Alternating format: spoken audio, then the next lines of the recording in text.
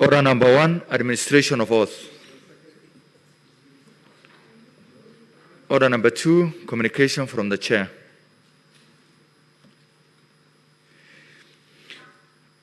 Order number 3, messages. Order number 4, petitions. Order number 5, papers. Order number 6, notices of motion. Order number 7, statements.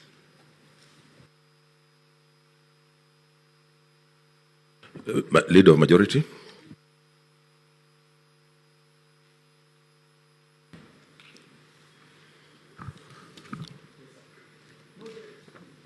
Mr. Speaker, sir, in a normal sitting, this statement is made to appraise the House on the business for the coming week. However, as you're all aware, this is the last ordinary sitting day for the Senate in the term of the 12th Parliament. As such, therefore, it goes without saying that there will be no sittings next week until convening of the new House after the general elections that are achieved for the 9th August 2022. Speaker,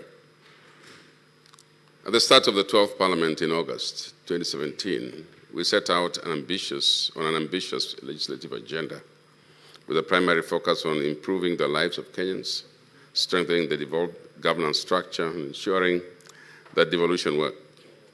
Well, here we are at the last sitting of the Senate, and it's only fair that we undertake an assessment of the status of legislative business. The Senate was able to introduce a total of 75 bills. Of these bills, 17 were passed and assented to. The Mental Health Amendment Bill, Senate Bills number 28 of 2020, and the County Allocation Revenue Bill, Senate Bills number 1 of 2022, have been submitted to His Excellency the President for assent, which brings the total number of bills that have been assented to into law to 20. 26 bills were considered and referred to the National Assembly. These bills are still under consideration by the National Assembly and yet to be referred back to the Senate. With respect to bills that are under consideration by the Senate, there are 23 bills pending conclusion, 7 of which are at the second reading stage, while 15 are at the committee of the whole stage. Of these bills, 5 have been scheduled for division at the committee of the whole stage. I urge all honorable senators to take personal responsibility and ensure that you are in the chamber this afternoon to undertake these divisions alongside motions listed at numbers 18 and 19. And Mr. Speaker, that would be including this morning. Finally, on bills, there are 20 bills which are undergoing concurrence process pursuant to Article 110(3) of the Constitution. Looking at where we are today, it is unlikely that these bills will be considered by the Senate in the life of the 12th Parliament. The Speaker, Article 119 of the Constitution gives the right to every citizen to petition Parliament to consider any matter within its authority, including enacting, amending, and repealing any legislation. The Senate has received 145 petitions, out of which 114 of them have been reported on so far. This represents a 78% completion. This indicates that there are 31 petitions that are yet to be finalized by the respective standing committees. Statements have been another avenue that the Senate has capitalized on to address concerns of citizens. There were 229 statements made pursuant to Standing Order 47-1, of which 67 were referred to respective standing committees for further consideration. 53 of these were concluded, and where necessary, reports thereon tabled. With respect to statements under Standing Order 48-1, 573 were sought, out of which 448 were concluded and reported on. This accounts for 78% of the total statements filed. We hope that when the time comes to assess the third Senate, it will be written that we held true to the aspirations of Kenyans, upheld the Constitution and constitutionalism, protected devolution, and ensured that it thrives. Above all, we made a positive impact in the lives of Kenyans. As an institution of governance, that is what was required of us. Mr. Speaker, sir, looking towards the future, I'd like to pose a challenge to the coming Senate. This challenge relates to a threat that we have faced from the time we began our legislative agenda, that of fighting for our legislative and oversight mandate under Article 96 of the Constitution. As a result of this threat, the Senate, by resolution, instituted legal proceedings to challenge the laws that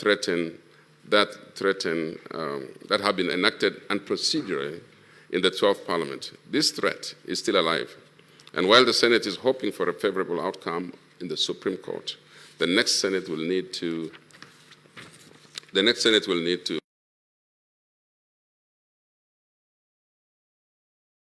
jealously guard its legislative authority to ensure that the mandate of the Senate is not eroded.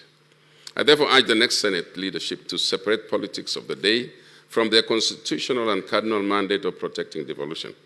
There are a number of good legislative proposals which strengthen devolution and the place of the Senate, but will unfortunately lapse at the close of this Senate. The next Senate leadership may isolate these bills and consider republishing them as a matter of urgency so as to have them passed in the first few months. In so doing, the Senate will go a long way in entrenching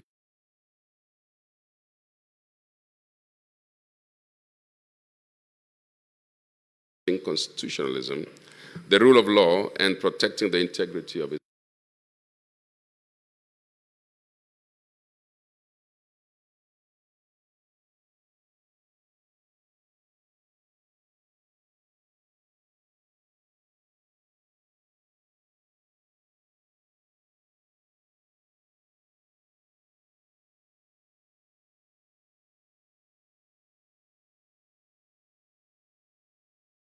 legislative process. Mr. Speaker, sir, before I conclude this statement, I'd like to acknowledge with much appreciation the support I, in my capacity as the Senate Majority Leader, have received from all senators, and particularly you, Mr. Speaker. I also acknowledge the members of the Senate Majority and Minority leadership, most of whom I have had the privilege to serve within the Senate Business Committee. I would like also to acknowledge the other members of the committee whom I have also had the privilege of serving. Mr. Speaker, I may want to single out the Senate Minority Leader, Honorable James Orengo. And Mr. Speaker, that together we have done this work together. We have worked to bring legislation to fruition in this Senate. I'd like to thank him and his team for the times that I have been given the support that was befitting. The Speaker, even at the Senate Business Committee, it has been a bipartisan effort, and we have worked very closely. And so I'd like to single out yourself, Mr. Speaker, and the clerk, and all those who have presided over the Senate Business Committee and made this a success. Mr. Speaker, if I may just say that you, and then I will have an opportunity to speak to the subject of the Senate, and we'll address more about how we have related and how successful we've been in this Senate.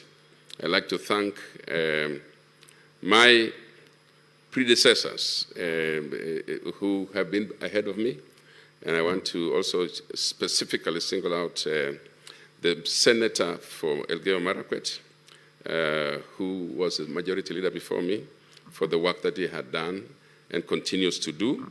And I wish everyone well. I want to wish all of us well in the next duty station, and I don't know where those duty stations are going to be. Finally, I wish all honorable senators well in their future endeavors, whether we meet here again in the House or otherwise. I pray that those vying for various leadership positions will continue to be defenders of the Constitution, devolution, and the rule of law.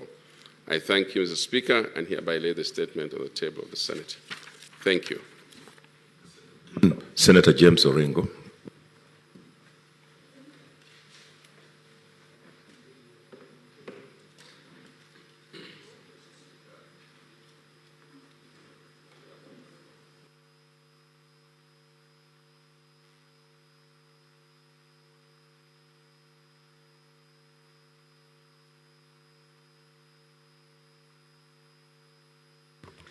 Thank you, Mr. Speaker. It's not normal that reaction be made to the statement made by the Leader of Majority concerning the program for the House or the business of the House for the week or the coming week. But this is now a very unique moment in the life of this Senate. Most likely, this sitting and the afternoon sitting will be the last sittings of this Senate. And I wish to join him in thanking you, Mr. Speaker, particularly in holding the fort. You have been guided by the principle of trying to keep the House together and many times seeking bipartisan solutions to problems that may confront the House. And I think generally, I want to appreciate the House in the sense that most of the issues that have come before the House have not been determined or decided on the basis of majority or minority. On both sides of the House, we have found people supporting certain positions, while a number of both sides of the House would oppose, whatever was being canvassed before the House. And I'm talking about issues like, when we were discussing the issue of the formula, both sides of the House was not divided on the basis of parties or majority or minority. I think both sides of the House supported different positions. Members supported what they thought was in the interests of their counties and the country generally. I also want to thank the Senate Majority Leader, Senator Pugisio. He's a perfect gentleman. He's so easy to work with. And I think with the long history he has had in Parliament, you tend to hear people talking about Senator Pugisio being the Speaker the House has never had, both in the National Assembly and in the Senate. And I wish him well because he will continue to serve, hopefully, in the Senate. And I want to appreciate leadership, previous leadership in the House. Senator Murkomen has been mentioned by the Majority Leader. I must also mention the fact that I've enjoyed debating with Senator Murkomen, his clarity of thought, and I hope he continues to give that service to the nation. And I'll miss debating him in the House. And that goes to Senator Kithure Kindiki, who was there before him. And on my side, Senator Moses Wetangula, I think, is one of the most eloquent and skilled legislators that we have in the House. And thank the House generally and its leadership for the work we have done. But, Mr. Speaker, what I want to really point out is that, we should always support the judiciary. The judiciary is so important. We never know what is going to confront this nation ahead. And Mr. Speaker, there was a time when if you are arrested for any offense, your days were numbered. You would be taken to trial. Honorable Philomena Chelagat, within a month she had been tried, convicted on trumped-up charges. I know at this day and time, whatever the case was or the complaint was, at this day and time, somebody like Senator Murkomen, Honorable Philomena Chelagat, would never have been tried and convicted. Nor would have been great legislators like Anyona, who again served long prison terms on matters that were just fabricated. People like Matiba, who would not have served those times in detention, or my party leader, Raila Amolo Odinga, would not have served those many years in detention if at that time we had an independent judiciary based on the constitution that we have today. So I hope that for now and in the future, we'll defend the judiciary. There should be no clawback on the judiciary. And I think there are ways of dealing with problems within the judiciary, be it corruption, but I think there should never be any situation where one would want to control the judiciary. And I hope that the next parliament will stand firm in defending an independent judiciary.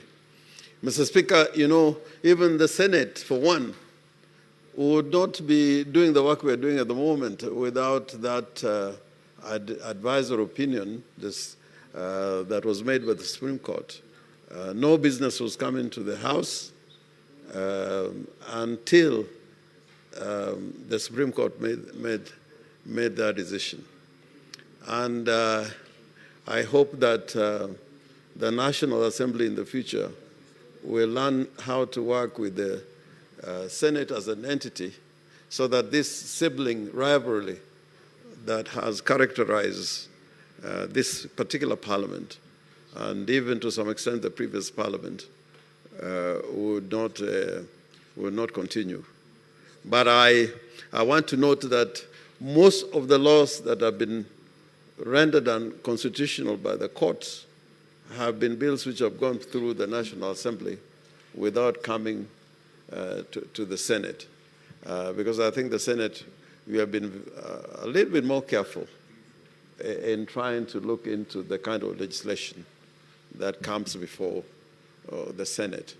If you look at the many statutes or provisions of those statutes that have been rendered unconstitutional, is because most of the time the Senate was not allowed to have a second look at it by sheer neglect of not complying with Article 110, sub-Article 3 of the Constitution. So I hope that, in future, the National Assembly would want to work in tandem with the Senate and together as a parliament do oversight and legislation as one entity as opposed to continuous sibling rivalry. Mr. Speaker, I am aware that you're making an important plea to the Speaker of the National Assembly on certain legislation that was passed without it coming before the Senate. I also hope that the executive in the future will look at, before an assent is given to any bill, that they would look at the provisions of the Constitution properly and not just assent to bills where there's been no concurrence and there's been no participation by the Senate. And some of these things, they look all right when the going is good, but when they catch up with you one day, because unfortunately, conduct of public bodies and public officers and state officers don't die while they're in office. Even 10 years down the line, a lot of these things can be brought up again and questioned. So we hope that we are going to have an executive that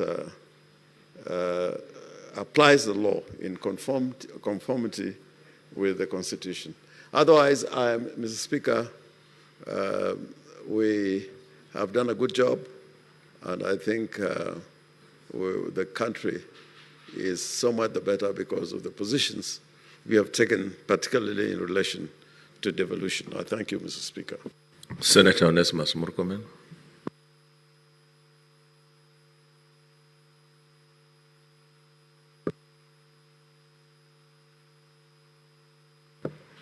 Thank you, Mr. Speaker. Like Senator James Orengo, the minority leader, said, it's unusual to react to a statement of the majority leader on the business. But the uniqueness of this statement, and being the last statement of the majority leader, thank you for gives us an opportunity to say something, and I want to thank you for giving me that opportunity, Mr. Speaker. Mr. Speaker, time flies. It was just the other day when we came to this chamber, and Mr. Speaker, I will remember this term of the Senate to be one of the most unique ones, because I arrived here, Mr. Speaker, being the majority leader of the Senate, and with the responsibility that my successor, Senator Pogisho, has read about the successes and the challenges we've gone through. That responsibility was bestowed on me for half of the term, slightly more than half of the term, and he completed the remaining of the term.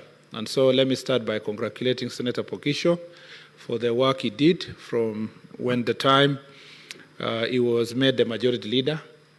And Mr. Speaker, congratulate Senator Orengo for working together with Senator Pogisho and the rest of the Senate Business Committee chaired by yourself to steer this House to ensure that the business of this House, Mr. Speaker, continue, and that the business of the Senate, Mr. Speaker, is in an orderly manner.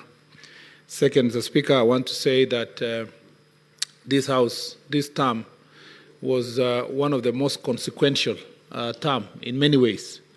That, Mr. Speaker, we had the greatest opportunity, like Senator Orengo said, we had a great opportunity to debate on a matter that for the past two occasions, we danced around it. But in this term, we managed, Mr. Speaker, to have very robust and far-reaching discussion on the county allocation of revenue formula. And we will be remembered, Mr. Speaker, for the effort we put to ensure that we maintain the principle of equity and to ensure that those who have greater population get the resources they deserve without disenfranchising those, Mr. Speaker, who have greater landmass and lesser population. And so if this Senate, if I was to be asked the highlight of this Senate, Mr. Speaker, I would say it is the work we demonstrated, the efforts, the hard work of all the senators. And Mr. Speaker, because that is very tremendous progress that we made in this very term, I want to recognize the senators, Mr. Speaker, who sacrificed beyond the call of duty and suffered, Mr. Speaker, as a result. People like Senator Langat. Senator Langat of Bomet must be remembered, Mr. Speaker, that he was arrested for the sake of that formula, Mr. Speaker, to succeed. People like Senator Lelegwe, people like Senator Malala. Mr. Speaker, that was something. And I want to congratulate you, Mr. Speaker. I don't want to say that's one of your also highlights of your firm stand, but it is indeed one of the two things that I'll remember you for. One is the decision you made that time when it was apparent that if we had proceeded, we would have really done injustice to the Senate and to our colleagues. And so, Mr. Speaker, you also deserve our congratulations for standing firm and contributing to the success of that formula. And those senators also, who, though their counties initially was purported to benefit from this formula, like Senator Cheriot, Senator Malala, and a few, Senator Sakaja, myself, and among others, Mr. Speaker, and Senator Langat was part of that team. We ended up, Mr. Speaker, standing firm, and everybody benefited at the end. So I want to congratulate you for that. Number two, Mr. Speaker, is that this Senate will be remembered for defending its mandate. If there's a time, like Senator Orengo has said, we remained bipartisan and extremely committed to our cause, is when our mandate was threatened, Mr. Speaker. And Mr. Speaker, in unison, this House, and I brought a motion to the floor of this House, Mr. Speaker, part of the things that accelerated my removal was to bring a motion in this House to seek an approval of the chamber to go to court to defend its mandate. And I'm glad, Mr. Speaker, you signed the necessary documents, the affidavit, and for that petition to succeed. with Senator Orengo, with myself. And Mr. Speaker, I'm very, very happy that we succeeded in the National Assembly, in the High Court. And Mr. Speaker, Senator Orengo said something very profound.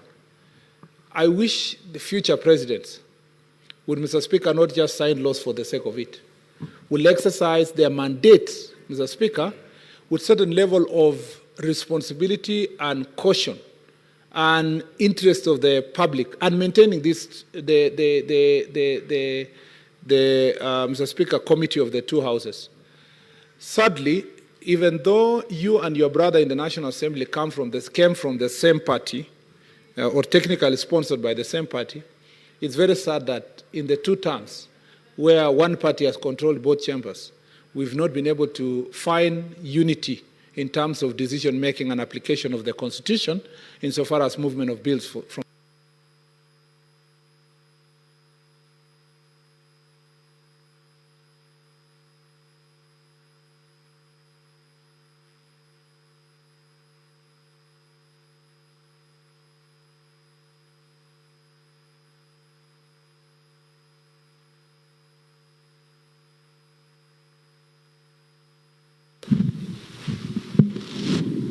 So, Mr. Speaker, I hope this one is on record, not just for yeah.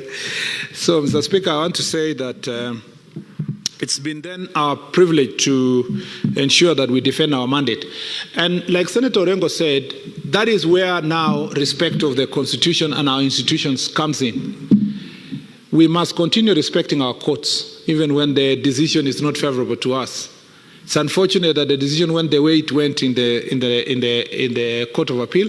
And since we are in the Supreme Court, I believe that, Mr. Speaker, this matter will be settled once and for all to ensure that the two houses and the Senate itself will function the way it was intended by the framers of our Constitution and by the people of Kenya when they promulgated this Constitution on 27th of August 2010. Last, Mr. Speaker, I want to thank my colleagues in the majority side who really supported me in my tenure as the majority leader. It wasn't an easy time. There were things that we didn't agree with the executive. I am very proud of my record of standing up to the president and the executive when the mandate of this house was threatened. In some of the meetings, you were there, Mr. Speaker. In some of the meetings, I was there with my colleagues in leadership. That's something I'm always proud of. And I believe that I have the benefit of time and history.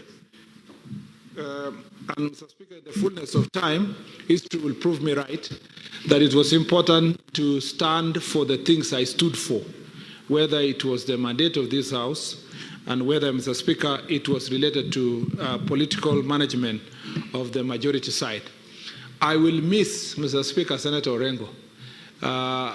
It is now very clear that he will not be in this House in the next term. It was my greatest pleasure to debate with him, Mr. Speaker. First of all, even to be in this chamber with him. And for the umpteenth time, Mr. Speaker, I want to say this, that it is people like Senator Orengo, Honorable Paul Muite, and others who were in Parliament at the time, who are lawyers, who helped me make my mind that I was going to study law. So in many ways, Senator Orengo has been my great inspiration. And when the time I came to this chamber in 2013, I was overwhelmed, Mr. Speaker, by the fact that I was sitting here with Senator Orengo, Senator Wetangula, among other lawyers that I looked up to when I was studying law. And many other legislators, like Amos Wako, Senator Amos Wako, among others. It is now very clear that Senator Orengo has chosen a different path, Mr. Speaker. Is vying to be the governor of Mr. Speaker, Siaya. I don't think we have a candidate there, Mr. Speaker. So if I endorse Senator Orengo, I will not be in trouble when I'm on my side. I don't even know whether my vote will matter in the Siaya. But I believe that, Mr. Speaker, if Senator Orengo goes with the values and principles that he has expounded here, Mr. Speaker, and the beliefs he has had in this chamber, and the history he has, and the record he has established of integrity and hard work, and Mr. Speaker, believe of institutions, including this House, I believe that he's going to do a good job for the people of Siaya. I would have really loved to see him back here, but I'll be seeing him in the Public Accounts Committee, Mr. Speaker, when he comes here for questioning. And I believe that he will not have it will not be adversely mentioned in any audit report for the next 5 years. Yeah, Mr. Speaker, the same goes for you. You've done your best, Mr. Speaker. You had situations that I know many Kenyans expect me to comment on, including the ruling related to my removal that have been difficult for you, but I have understood. I have personally understood the circumstances under which you are operating. And, Mr. Speaker, we will also miss your services in this chamber. You've been very extremely enthusiastic servant of this House.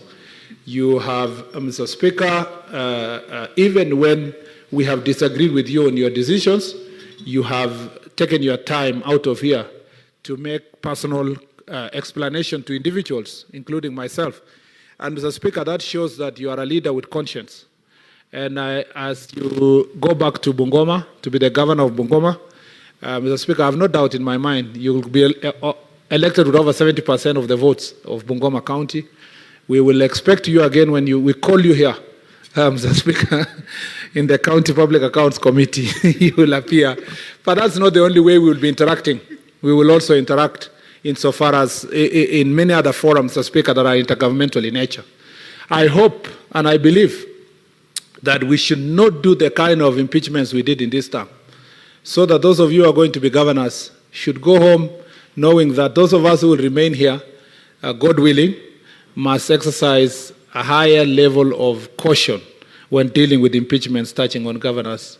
Our lowest moment was the removal of Governor Sonko and Governor Waititu, Mr. Speaker.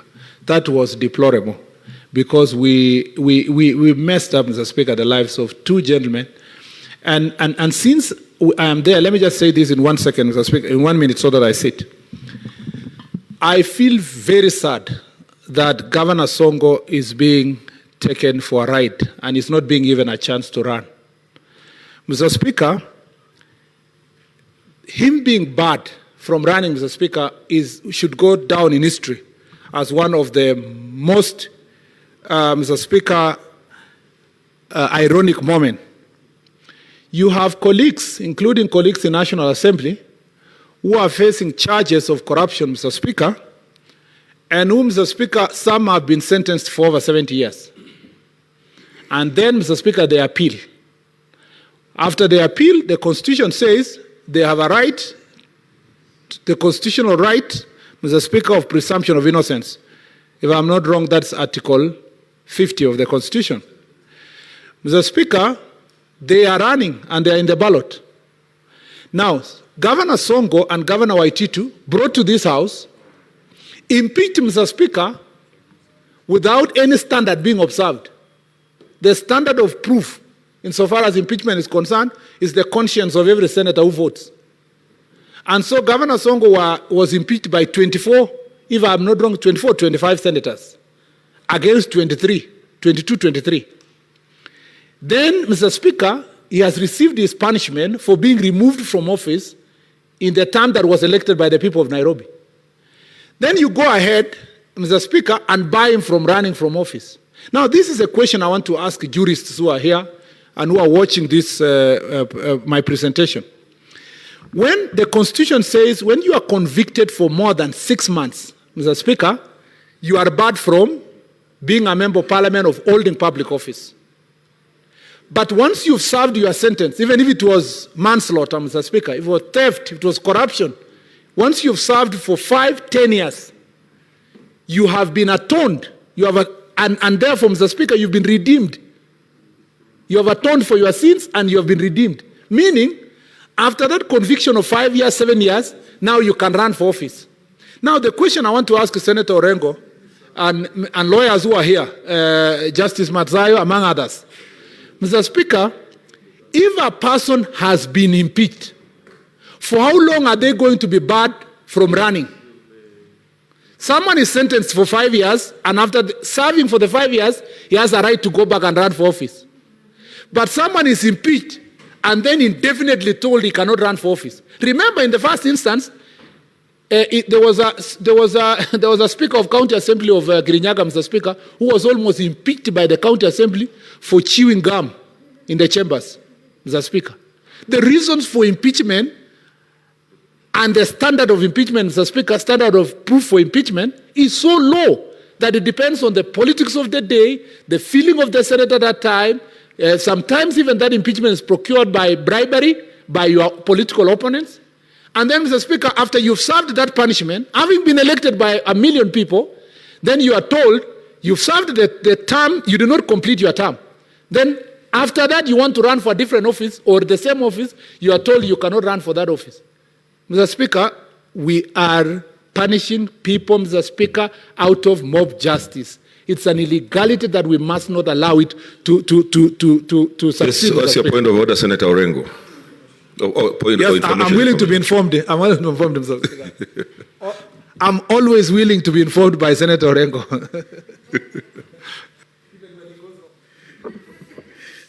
Mr. Speaker, I just want to inform the Senator from Elgeyo Marakwet that he is making very fundamental statements, but you should bear in mind that generally impeachments are a political process, even in the United States of America. In relation to President Trump, it didn't really matter what he had done, so long as he had the right numbers in the Senate. But I think to inform him, the answer lies in the Constitution. If you read the Constitution, eligibility and all, with the Bill of Rights and the principles of double jeopardy, I think the answer is there. It's just because a lot of times when it comes to politics, we tend to make convenient judgments. But I think truly the Constitution addresses this point very clearly. So, Senator Murkomen, keep it brief because we have Senator in the afternoon. Thank you, Mr. Speaker. Mr. Speaker, you know, Senator Orengo said something very weighty without saying it. In the sense that, Mr. Speaker, he agrees with me without, Mr. Speaker, agreeing very loudly, because let's give room to the courts. The High Court is here to pronounce itself on that very important matter of being barred from office. And Mr. Speaker, the Court of Appeal and the Supreme Court will have its time. But Senator Orengo, you'll also agree with me that I disagree a little bit with the Chief Justice when he went to a radio show and pronounced herself on this issue, when we know that this matter might come before her sometime later. And I think she should have exercised some level of restraint. But, Mr. Speaker, when we come back, hopefully, those of us who are going to be back here, Senator Mogeni is lifting his hand that he's one of them, Mr. Speaker. Since we have a competitor there, I'm not going to say anything. But the point I'm saying is that when we come back, we must put in place a legislation that explains that issue. Divorcing Chapter 6 from the requirement of, Mr. Speaker, presumption of innocence, constitutional right on the presumption of innocence, and, Mr. Speaker, the exhaustion of process of appeal is, Mr. Speaker, a violation of the Constitution itself, because the Constitution says you must have purposive interpretation of the Constitution and holistic interpretation, not just cherry picking some sections of the law. And therefore, I feel very sad that a process of impeachment that went through this House is going to be used to bar people from running for office. And I think that is, Mr. Speaker, something that we must address. And the courts are now seized to some of those issues, including the one of the CC of Kiambu, who is our Senate candidate, Karungu Adhangwa. And I hope that this matter will be settled by the courts of law. So, Mr. Speaker, other than that, I want to say that since we have in the afternoon a motion of adjournment, I believe that history will judge us positively for the things that we did. And I believe that during the first session of the Senate of the 13th, in the 13th Parliament, yourself, Senator Orengo, among others who will have exited this House, Mr. Speaker, to serve in other capacities, will be invited, Mr. Speaker, during our first retreat to make sure that we look together, on the issues that we dealt with that time, even as the new Senate will begin to plan for the future. And I hope that our working relationship will be improved. I thank you, Mr. Speaker. Yeah, I want to ask those who are coming now to keep it brief because we have a motion of adjournment and you'll have another opportunity to then say Senator Madzayo.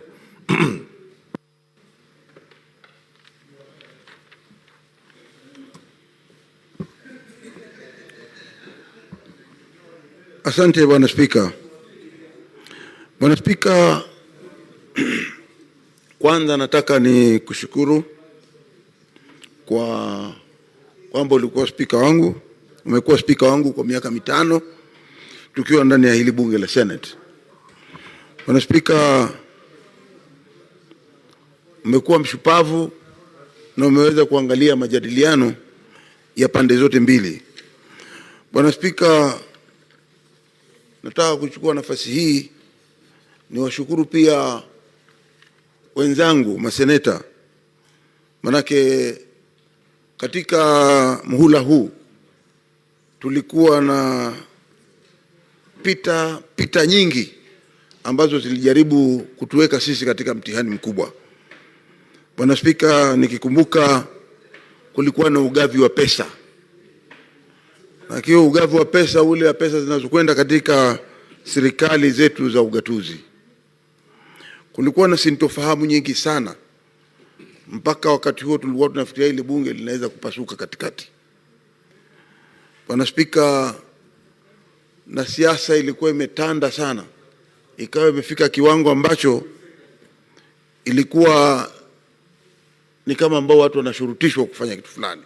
Lakini Bwana Spika, ulionyesha umaarufu wako na ukaangalia debate vile ilikuwa inaendelea, majadiliano, na pia kuwashukuru wale maseneta, haswa zaidi wale maseneta ambao wanatoka katika maeneo yale ambao walikuwa wanapata pesa, wakaungana na wale wengine ambao walikuwa wanapoteza. Nataka kuwashukuru sana kwa sababu ni kwa sababu ya juhudi hizo iliwezesha sisi ambao tulikuwa tunaweza kupoteza pesa kupata mwelekeo. Senator Nderitu, what is your point of, there's a point of intervention by Senator Nderitu? Bwana Spika, nina hofu kidogo kwa sababu kisheria na sheria zetu taarifa kama hii ya kiongozi walio wengi sidhani tunapaswa kuwa tukijadili. Sijui kama tunafuata sheria kihalali ama tayari tunaanza kulegeza. Bwana Spika.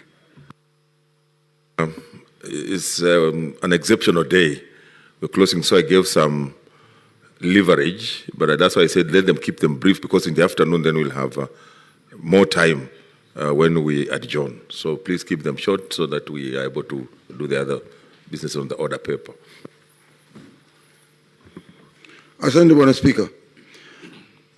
Bwana Spika, kwa hiyo nataka niwachukue nafasi hii niwashukuru masenators wote, wale waliokuwa wanapinga na wale waliokuwa wanakubaliana na mambo ya ugavi, lakini hatimaye mwisho tulikuwa kitu kimoja na tukapitisha, na nafikiria kukakuwa na afueni sio kwa sisi peke yake ndani ya bunge la Senate bali Kenya mzima, kwa sababu ilikuwa tumeweka mzigo sana wa kusimamisha ugavi wa senti ambao ulikuwa unaanza kuathiri wananchi katika serikali za ugatuzi zote 47. Bwana Spika, pia vile vile nataka kukumbuka mwanzo tulipoanza hili bunge kulikuwa na sintofahamu nyingi, mpaka upande ule wanaoongoza walio wengi waliweza kupitisha miswada ambayo tulikuwa tunaona ya kwamba haiko sawa, lakini ikapitishwa, na ilichukua vile vile mwelekeo wa kwamba kiongozi wa walio wachache ndugu yetu Orengo akasema ya kwamba hufika wakati fulani serikali ikaregelea ikala watoto wake wenyewe, na ilibainika wazi kama vile alivyosema akitabiri, ilikuja ikarudi mpaka sasa. Naona dadangu Farhia yeye akawa kiranja, naibu wa kiranja, kwa sababu kulikuwa na wengine ambao walikuwa viranja. Kwa hiyo tunasema tu ya kwamba ikiwa upande wowote umeingia kwenye mamlaka, sio kwamba ianze kudharau upande ile ingine. Manake tunaelewa hata mkiwa mko kwa upande ule wa walio wengi, saa nyingine huja mambo yakabadilika kisiasa. Na nafikiria hilo ndio funzo kubwa sana nimeweza kulipata nikiwa ndani ya hili bunge la Senate. Na tuliona vile faranga vilivyoliwa na vile ambavyo havikuliwa, na wale ambao walikuja wakachukua. Mpaka sasa tunaona aliye kiongozi wa walio wengi amekuwa ndugu yangu Samuel Pogisio. Kwa hiyo nataka kumpatia kongole ndugu yangu Samuel Pogisio kwa sababu ya utendakazi wake. Ameendesha, ni mtu ambaye ni mkarimu na mtu ambaye ana mwelekeo, na mimi napendelea vile anavyohandle. Unajua kama kitu kinaharibika, yeye huwa anaangalia kama mbaya hatasema, lakini mwisho akisema tunapata mwelekeo. Nataka kumshukuru yeye na kiongozi vile vile walio wachache ama wanaotoka kwa upande huu ambao mimi niko James Orengo, kwa sababu baadhi ya yale mambo ya masikizano wao wawili wakisikizana imekuwa tumeweza kupata mwelekeo. Kwa hiyo nataka kuwapatia kongole zaidi. La mwisho, Bwana Spika, najua wewe uko na mzigo mkubwa sana. Unaenda pande za Bungoma. Bungoma iliwaka moto katika mihula miaka 5 iliyokwisha. Lakini Bwana Spika, nakutakia kila laheri.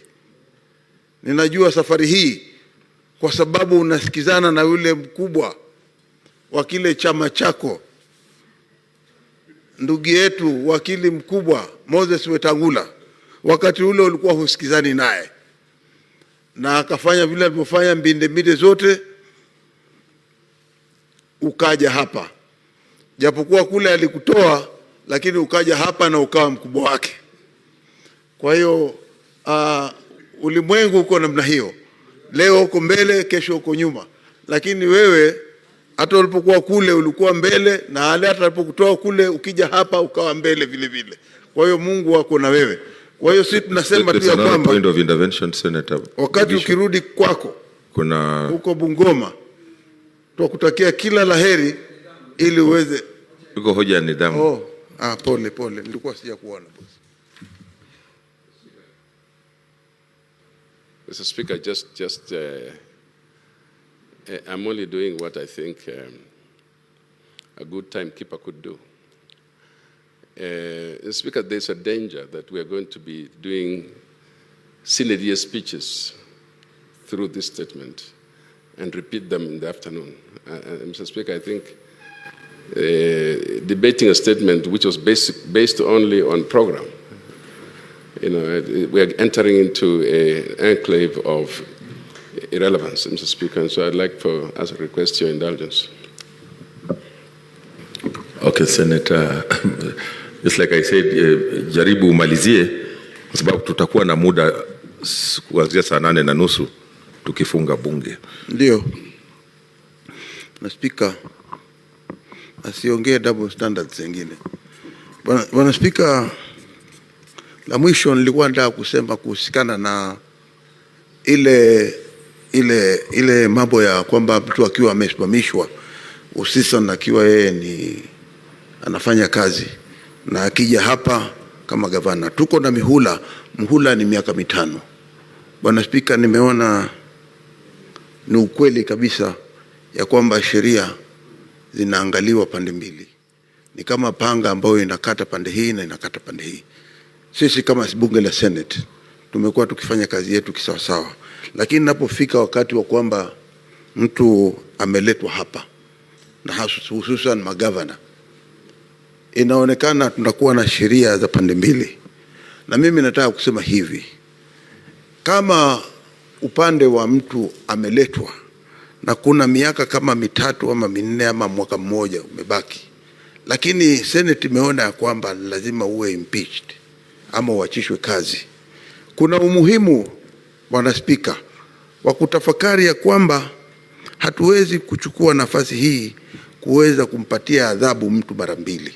Ukiwa umetolewa alafu ukatoka nje ukawacha kile kiti, mimi naona hiyo ni punishment ama ni adhabu ya kutosha. na baadaye huo muhula wa miaka mitano ukiisha, ichukuliwe kama ambao Senate imeshamaliza ile impeachment yake ama kumwachisha kazi. Manake hiyo ni adhabu tayari.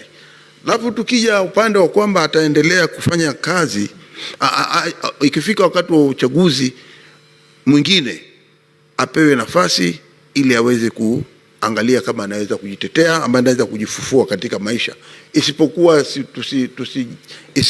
isichukuliwe kama ambaye mtu anaweza kuharibiwa maisha ya kwamba alikuwa mwanasiasa na sasa siwe mwanasiasa kabisa katika maisha yake. Ni jambo la kusikitika. Tunaona hivi sasa hivi ndugu yetu Sonko akiwa katika matatizo kama hayo, na ningependelea ya kwamba tusichukue mwelekeo kama huo sisi kama seneta, wakati tukiwa tumefanya kitendo cha kile kumpatia adhabu kama ile, baada ya miaka mitano ikimalizika, basi iwe ashatumia muhula wake ule wa kwamba ameadhibiwa, ili wakati mwingine ukifika apewe nafasi ya kuweza kusimama. Asante Bwana Spika. Following your request, Senator Petronila, where I'll just give you 3 minutes so that we go to the next orders. Like I've said, the rest will have an opportunity in the afternoon, including Senior Counsel Mogeni. Thank you. Thank you, Mr. Speaker, for your indulgence. Indeed, it is a trying moment for Parliament, now Senate, because we are the only ones still sitting. We are in a campaign period, and therefore we have several activities down at the counties. And so trying to balance our campaign plans and coming to the House is a challenge. So I thank you for the indulgence. Mr. Speaker, mine is to thank the House and thank the members of the Senate for having provided a conducive environment for us to work, especially for us nominated senators, who we thought that coming to this House we shall just be there to be seen and not to be heard. But Mr. Speaker, we have seen that over the time the business of this House has mostly been handled by women senators, majority of whom are nominated. We want to thank our political parties that nominated us to this House, and we hope and pray, Mr. Speaker, that we did them proud. Mr. Speaker, I want to thank the staff of Senate, who are very malevolent in their work and their attitude towards us. They made some of us who had never stepped in this House look like we know what we were doing in this House. They provided guidance at every step of the way. Mr. Speaker, I want to join my colleagues on the issue of impeachment. And we remember that what we have seen happening to Governor Waititu and Governor Sonko, that it may not happen again, that we take impeachment proceedings brought to this House with the seriousness that deserves. That even if it comes with the politics that usually accompany these impeachments, we remember that these are lives of people, and that going ahead will create complications for them that are that seem quite unfair. And I know that these issues are in court, so we may not speak too much on them. But Mr. Speaker, I pray that those who will be coming back here, that those of us who are going elsewhere, those of you who will be coming back here, the impeachment motions brought to this House for governors and even for the president and the deputy president, because this is the final House on those impeachments, that will handle this professionally and will handle this with a humane heart. Mr. Speaker, I thank you, and I want to wish all my colleagues who are proceeding on to campaign for various seats, I want to wish them well, and those who will come back here, I pray that you continue to do what you are meant to do and continue to serve your people. Thank you, Mr. Speaker. Next order.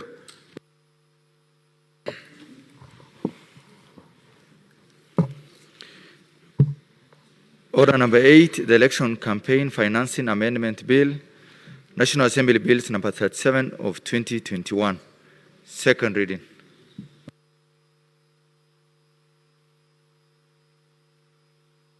Leader of Majority.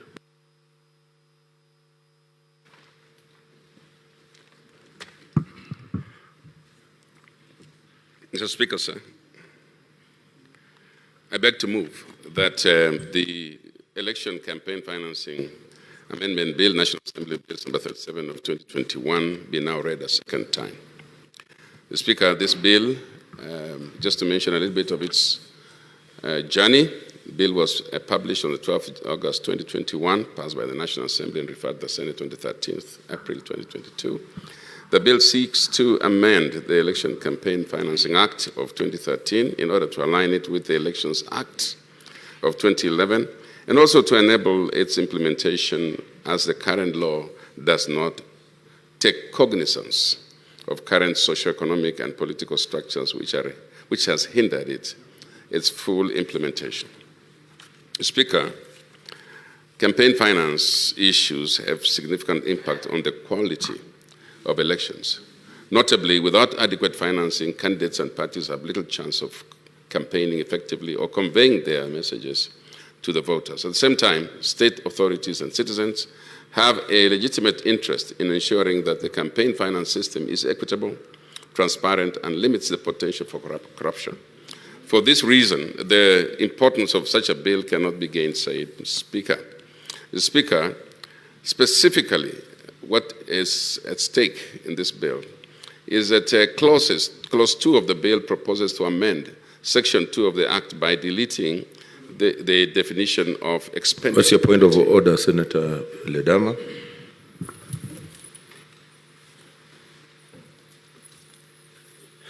Thank you, Mr. Speaker. Mr. Speaker, I hate to interrupt the majority leader, but I'm just trying to be a little bit relevant here in the sense that I personally do have a similar bill, which is actually in the Committee of the Whole. This bill, which is coming from the National Assembly, is indeed the majority's leader's bill, but I'm just wondering if we start the process now on this bill, yet my bill is on the second, is actually in the Committee of the Whole, waiting to be passed. Wouldn't it not be easier if we pick what is here and include it in my bill, which is still the same? And if you look at my bill was introduced way much earlier than this bill. It's just been in the pipeline, and really it's a Senate bill. So, Mr. Speaker, I'd like to object to this bill and request that the majority leader stands down this bill at this stage, and then we'll look at our bill, the bill for this House, because we put in a lot of time in that bill. And I think it would be much more practical, and mine is in a far much ahead process. So, Mr. Speaker, I would like to request the majority leader to stand down this bill and we proceed with the other bill. Otherwise, we'll just be picking-ponking here and not really moving. There is another intervention from Masinza. Thank you, Speaker. I just, on the same note, I don't think we were very fair when we are doing what the leader is doing, because most of us, even the way Senator Ledama is saying, we normally go with bureaucracy, we normally go with presidency here, but sometimes we find ourselves in a very weird situation whereby bills are thrown away, bills are not considered in this House, just because if the leader of majority has a bill, that it needs to take priority over any other. Let all bills be considered. If it is not necessary, if there are need to merge the bills, let them be merged. But this issue of giving priority to bills and leaving other bills, it has left me even on the platform. I've really felt so bad that my bill was there far beyond in last year, up to this time. Nobody has ever considered. But when the bills come here, you see bills around, people coerce in a form of a Senate Business Committee, and they decide on what to pick and what to leave. What is your point of order? Mine was on KEMSA bill, and I think... I'm saying, what's your point of order now? My point of order is that we collapse that thing, even if it comes from the leader of majority, and we see which way forward. Thank you. Senator Mogeni is another intervention leader. Yeah,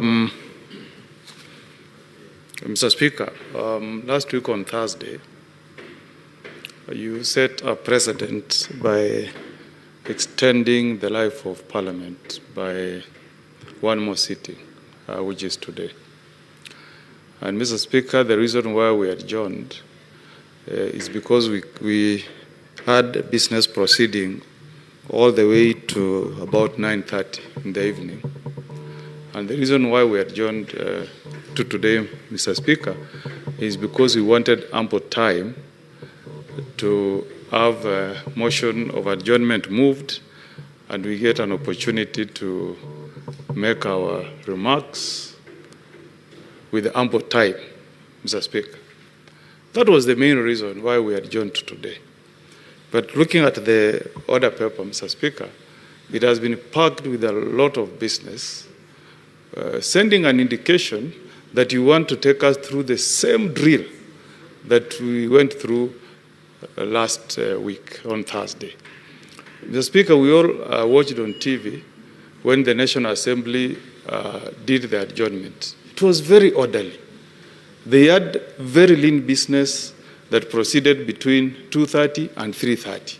And at 3:30, the House adjourned and moved to the motion. And we had adequate time, members of National Assembly had adequate time to make their remarks on the floor. The Speaker, if you take the order paper as it appears today and take us through this business, this morning and the afternoon, we'll be taken to the same scenario we were in last week on Thursday. So, Mr. Speaker, I don't know what wisdom is guiding Majority Leader to pack the order paper with all these bills, while the gentlemen and gentle ladies agreement was that we just come here and look at the debt ceiling and the adjournment motion. Also, Mr. Speaker, I want you to also rule. I was serving as the chair of Law Society of Kenya when a regular committee that was looking into the cause of the 2007 electoral violence went around the country and prepared a report. I sat in that committee, Mr. Speaker.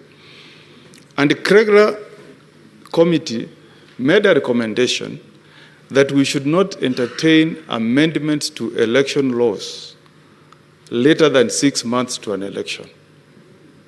Now the amendments that we have here dealing with the election campaign financing and the elections amendment bill that is dealing with the registration of candidates for positions of governor, senate nominations, all these have already been finalized. So, Mr. Speaker, what is really the wisdom of us coming here to debate election amendment laws 47 days to the elections? What is the wisdom, Mr. Speaker? And I want you to rule, Mr. Speaker, whether, even if this bill is moved through second reading, will the Committee of Justice, Legal Affairs, Human Rights have time to retreat, carry out public participation and present a report to the floor? It's not possible, Mr. Speaker. So I want you to rule, Mr. Speaker, that we shouldn't spend a lot of time on these matters in vain, so that we can concentrate on the business that made us adjourn on Thursday, which is the motion of adjournment. Senator Mazayo, there's another intervention. Leader. Bwana Spika, sioni kama kuna faida yoyote ama haja ya kuweza kuona kwamba hapa ndani ya hii Senate tayari tuko na bill kama hiyo ambayo iko na ndugu yetu Oledama hia, na akiangalia ile anayoleta ni ile ya kutoka katika bunge la kitaifa. Sasa tunauliza kitu muhimu ni sasa sisi tuangalie ile bill ambayo imeletwa na huyu Oledama hapa ndani, ama tuangalie ile bill ambayo inaletwa na huyu kiongozi walio wengi. Bwana Spika, nataka nikiongea unisikize, manake naona yeye anaingilia sasa katikati. Kaa chini kidogo kama mtu mwingine anaongea. Zilizo sheria za bunge. Sasa mimi Leader of Majority, take your seat. Yes, take your seat.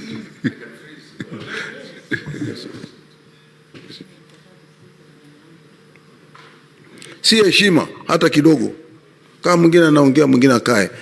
Kwa hiyo Bwana Spika, nilikuwa nasema tu ya kwamba hakuna faida yoyote itaongezeka katika yale mageuzi ambayo nataka sisi tujadiliane hapa yanayoletwa na kiongozi walio wengi.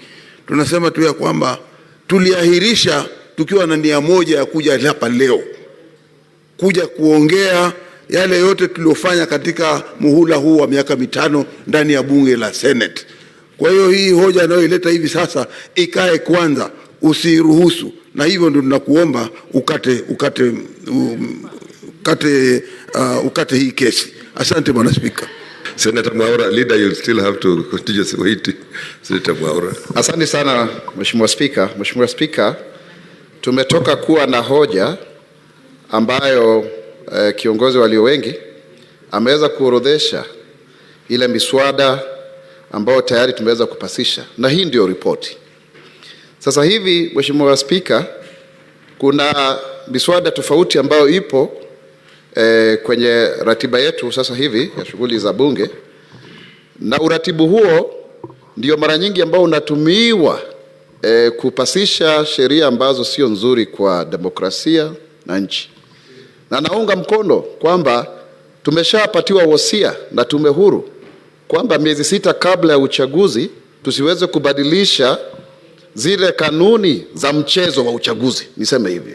Huwezi ukabadilisha kanuni sasa hivi, sababu sasa tayari watu wameshaorodheshwa. Hata leo saa 6 ndo majina yanaweza kuchapishwa katika jarida la serikali wale ambao ni wagombea. Sasa itakuwaje sasa hivi tunaanza kuzungumza kuwa kuna sheria ya vile ambavyo tutatumia fedha za campaign, na pia kuna miswada miwili. Hata mimi mwenyewe kuna mswada wa watu wenye ulemavu umepita katika kiwango cha pili, na pia nyingine imetoka kwenye bunge la kitaifa. Sasa Mheshimiwa Spika, nafikiri tumalizie leo ni kama kufunga shule, ni kumaliza muhula wa bunge ndiposa tusonge mbele. Hayo mengine tayari ripoti imeshachapishwa, kiongozi walio wengi ameshaongea, tusonge mbele, wengine watakuja kuendelea kwa pale ambapo tumefikisha. Senator Agnes Zani. Thank you, Mr. Speaker. I think it's important to put things into context. And I think what we're trying to do now is to try to move these bills at least to the point that they've been voted for and finished within the Senate, before Senate Sindai. We're looking at 1 day today. That will happen if we have the numbers. If we don't, then it will not happen. We have heard from National Assembly that initiative is being put into place to ensure that most of this legislation in the next session doesn't have to start from the beginning. If that is true, of course, we cannot foretell what the future holds, but we need to also see what is coming. If that is true, it means if we push these bills to as much a point as possible, then the point of being able to put them into place later on becomes easier. So that means I have my right, Mr. Speaker, to speak. Please allow me to speak. I hear some of the senators, Senator Isaac More, say, no, I have my opinion and not his. At the end of the day, Mr. Speaker, the only logistics I see is the logistics of numbers. I think what we are doing holds merit. Only, I wish we would have been able to do it earlier.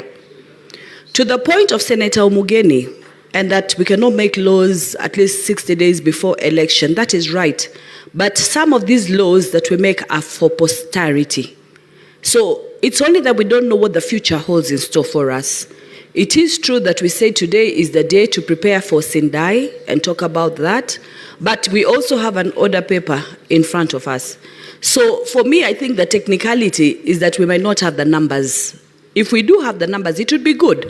Because, Mr. Speaker, when you look at all these laws that are on the order paper, all the bills on the order paper, they're bills that members have spent a lot of time in constructing. We have the lifestyle audit bill, for example, that is on the order paper from Senator Faria, that is just waiting to be voted on. Let us all take also into consideration the effort that members have made. We have almost, I think, 16 bills that members have put enormous effort. They've worked at committee level, they've worked at individual level, they've been able to present at various committees and various sessions these bills that are prosperity. In fact, Mr. Speaker, I want to agree with what one senator said before, that we really hope that at one point or another that these bills will come into fruition. Because most of these bills are for and pro-devolution, at least the ones we've come with in Senate, and most of the issues that are being addressed in these bills are issues that need to be addressed within the counties. So I hope that the team will be here, will be pushing, one, so that these bills don't die. For those that have progressed to National Assembly, for those that are within Senate, it would have been a nice, tidy finish if we were able to vote for them. If we're not able to vote them, we pray that they do not fall off completely, they don't die at Sindai, and that they can progress in the other session if the two speakers agree, as I had the Speaker of the National Assembly, Honorable Muturi, suggest, or Primet, he said something like that. Then we come to the situation that we have now, that even these bills, when those who come to this Senate come back, can they push for them? Can they push for them either by picking some of these? I know we have the social and humanity bill that was introduced by Senator in the last session, 2013, from Mombasa. And it came again, I think it was Senator Abshiro who tried to push it. It didn't see through the light of day. Sometimes maybe it's impossible to have them see through it. So let us balance all these things, Mr. Speaker, even as we talk about, yes, the importance of discussing and us being given an opportunity of Sindai. That is true, that you said that we meet so that we do that. But if we can do both, if we can kill two birds with one stone, then that would be the best way to go. That is going to be based on the technicality of numbers. If we have the numbers and we're able to, I think we have both the morning session and afternoon session, I think we can do quite a lot. I thank you, Mr. Speaker. Okay, let me give guidance on this. I do agree with the contributions that I've made, that actually we did adjourn the Senate last Thursday because we wanted to give members ample time to say bye-bye, those who are leaving the Senate and going to other stations. And therefore, it's important that we have time for that. So I want to rule that we make sure we conclude everything else by 3, so that from 3 onwards, members have then an opportunity to make a contribution as we adjourn Senate. It is so directed. Okay, Leader of Majority.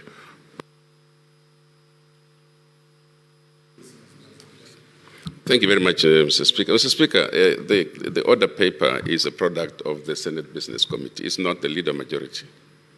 I think that needs to be made very clear. Mr. Speaker, this motion is here courtesy of Senator Olekina himself. And so, Mr. Speaker, you know, this kind of, I don't expect Olekina to come back here and say that we should. But secondly, Mr. Speaker, just... What's your point of order? We have to move. And yet, it better be a point of order, because I know sometimes where that goes. No. It's not that you know sometimes. Mr. Speaker, I think you gave a ruling on this matter. I think it's a little bit hypocritical for the majority leader to go back again and reinvent the wheel, because we've agreed. You know, I objected to this bill on the basis that there is a bill which has already progressed. And my argument was actually enhanced further by the argument of Senator Mogeni and the other senators. So I think coming back after you've given a direction is really taking us back. So I have no problem if your direction is for us to continue and to finish this business. And I know, yes, I sit in the House business and we agreed to have these things here. But that doesn't mean that my mind is static. The more I think about it, I felt that it was... worthless for it to continue being on the paper, yet we have another bill. But since you've given a direction, I think the majority leader should, and I hope, Mr. Speaker, you could listen to me. What I was saying is that you've given a direction that we move forward. Why then should the majority leader go back again and point a finger and say that I shouldn't be raising these concerns? You know, my mind is not static. It grows, and the more I think about it, I think it's irrelevant for it to continue staying there. So, Mr. Speaker, I think you should repeat your directive so that we don't go back and forth. I think it's so clear, Senator Ledama.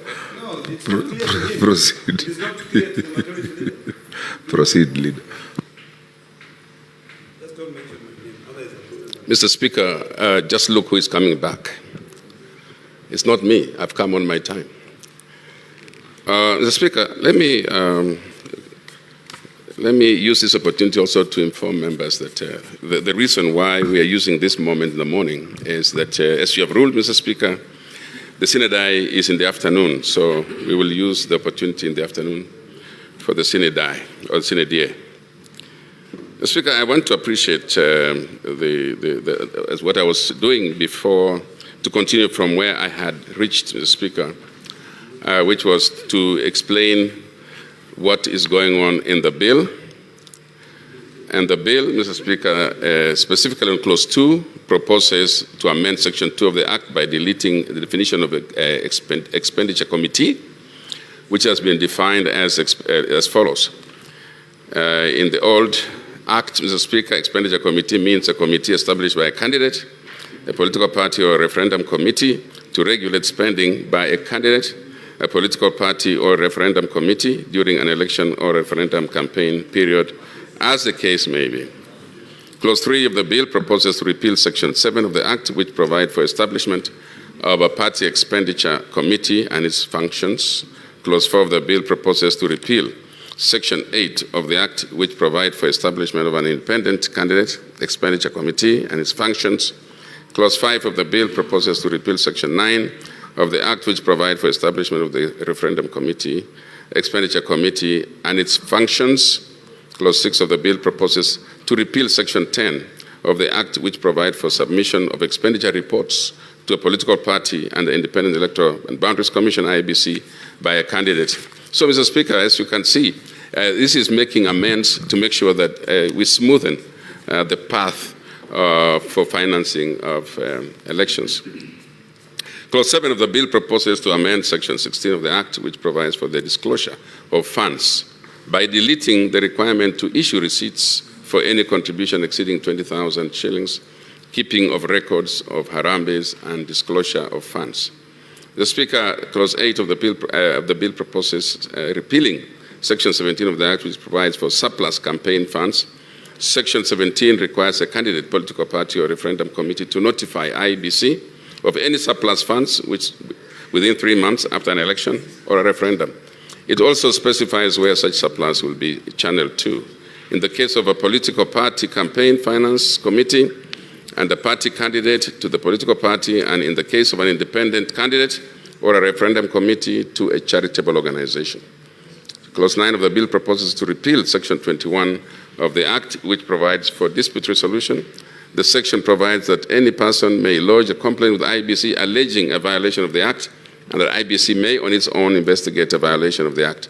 Clause 10 of the bill proposes to repeal Section 25 of the Act, which provides for registration and dissolution of expenditure committees. The section provides that IBC shall prescribe the procedures for registration and dissolution of expenditure committees. Clause 12 of the bill proposes to repeal Section 27 of the Act, which provides for audit of accounts relating to campaign expenses. Such accounts may be audited by the Auditor General on request by the IEBC. Clause 13 of the bill proposes to repeal Section 28 of the Act, which provides for claims and objections to any other related to campaign financing expenditures submitted by a candidate, political party, or referendum committee. Clause 14 of the bill proposes to amend Section 29 of the Act to empower IBC to make regulations on auditing of accounts relating to campaign financing and the procedure for making claims, objecting to any matter relating to campaign finance expenditures. The Speaker, as we had agreed in the House Business Committee, we are trying to bring both bills, Mr. Speaker, to the level of division or third reading, and then we can now bring them together to final division. And Mr. Speaker, it is important for us to support this bill, Mr. Speaker, as we go into campaigning. It's important that we remove those unnecessary conditions for a candidate that make them difficult. And some of these things, Mr. Speaker, may not be even possible. But for the future, we are not legislating for ourselves, Mr. Speaker. We are legislating also for the next House and for posterity. And so with those few remarks, Mr. Speaker, I beg to move and request Senator Farhia to second. I thank you.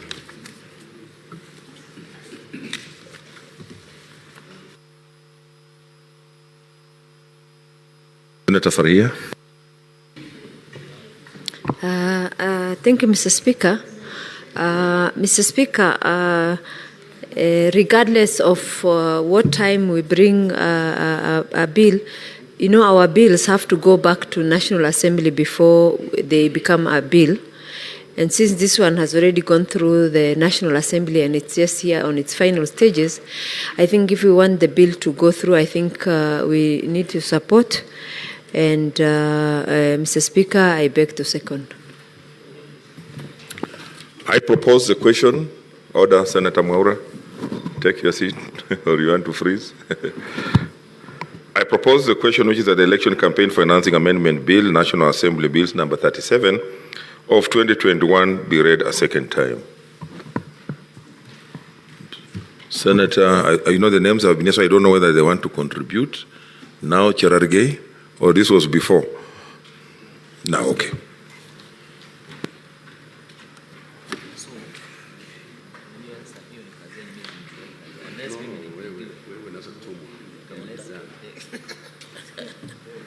Yeah, it will make it. Sorry. I think there is a problem with that mic at dispatch.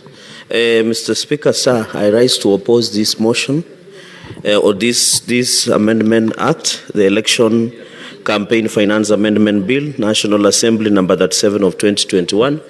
Mr. Speaker, and I need your protection from the senators who are consulting. Mr. Speaker, sir, I rise to oppose this amendment, Elections Campaign Finance Amendment Bill, National Assembly number 37 of 2021. On one issue, Mr. Speaker, is the fact that under the Kriegler report,